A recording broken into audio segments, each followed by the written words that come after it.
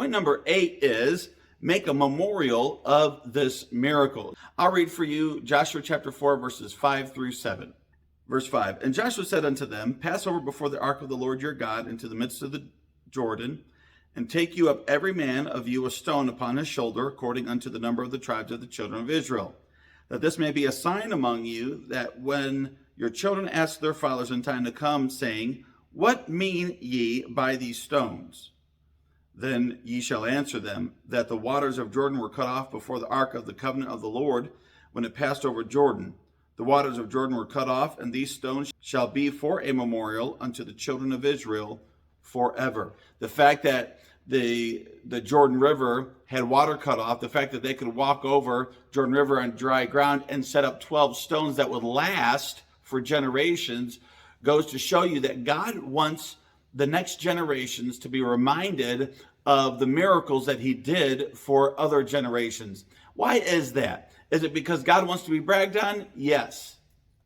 And he deserves to be bragged on. He's not like us humans that are ruined by our pride. God doesn't have pride. Pride is being proud of something that you really don't deserve. God deserves all of the credit. God deserves all of the praise, and we should honor and glorify him. But hold on. The reason why God wanted them to set up those stones as a memorial is so that the younger generations who did not battle with God like that, who did not see that battle, who were not around for that battle, God wants them to know that he can do exceeding abundantly above all that they ask or think, that God can do miraculous things through them as well if they partner with him.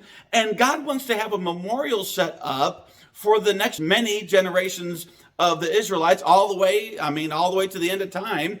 And he wants a memorial set up so that they can be told and reminded and shown the great things that God has done in the past. Because if God can do it in the past, God can do it in the future. God can do it in the present day right now. And boy, I tell you right now, God may have done some great things in your life in the past. And I want to tell you that God can still do great things. And God can do great things in the future with your children. And God wants to bless your children. And God wants to bless you right now. And God wants to give you victory right now. And I tell you, one of the most important things that we as people can do is to have a memorial that encourages us. Why is a memorial so important? Because so often discouragement comes and sets in. It tries to set up in our life. It tries to stop us before we get started. Does that sound familiar? Maybe the Lord is bringing something in your memory right now where God wants you to do something and you stop. You don't even start it. Well, how can God bring you victory if you never start?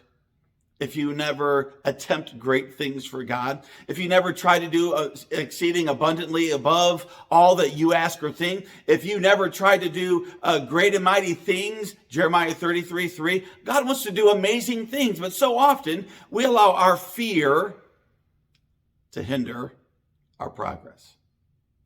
And I want to encourage you here today, make a memorial of your miracle. Hey, you know what? When God does something miraculous, you should thank him for it. You should love on him for it. And you should make a memorial and share it with your children. You know, God wants to bless your life and God wants to do great things. And I think he already is. Sometimes we don't pay attention. Sometimes we don't recognize it. And I want to tell you, one of the best things you can do for your children spiritually is to remind them all the great things that God has done for you in your life. Have you bragged on God to your children?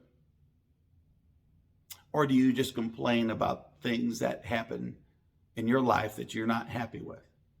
Do you brag on God? Do you tell others how good God is?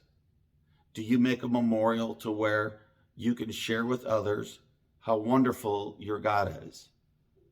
Well, he's worthy. Dear friend, today, let me encourage you, make a memorial of the miracle.